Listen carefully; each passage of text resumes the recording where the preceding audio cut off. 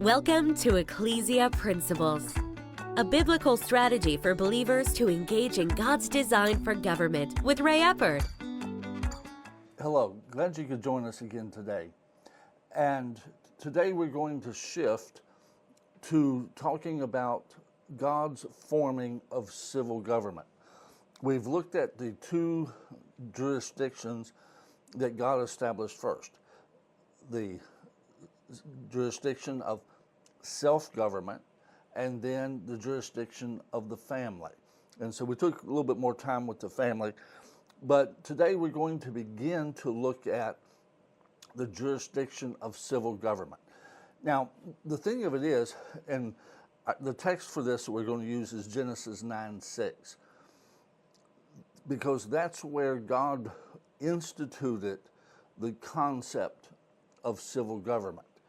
Now, with this, each jurisdiction that God has established, if you would, they are built off of the jurisdiction of self-government, in which we talked about that at that point, when you move into a family jurisdiction, you give up some of your self-government, and you are in a cooperative venture at that point, husband and wife and children.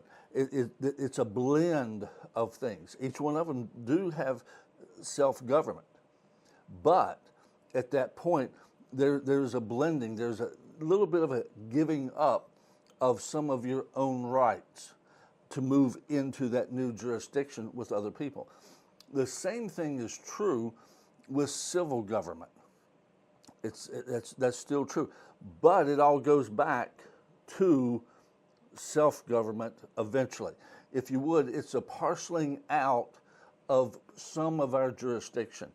When you go from just self-government into a family, then what you're doing is you're taking some of your self-government and conceding it to the family unit. When you enter in and are a part of a civil government, a nation, if you would, from God's perspective, you're giving up some of your self-government and you're ceding that to that civil government. That's why, our founders called it a government of the people, by the people, and for the people. In other words, it is with the consent of the governed. It is that self-government that gives civil government its rightful place.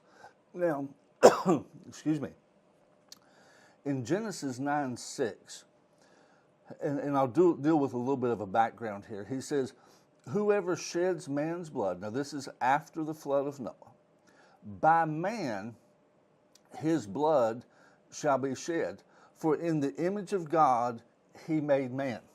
Now, at this point, this is the first time that God gave humans the right to execute judgment.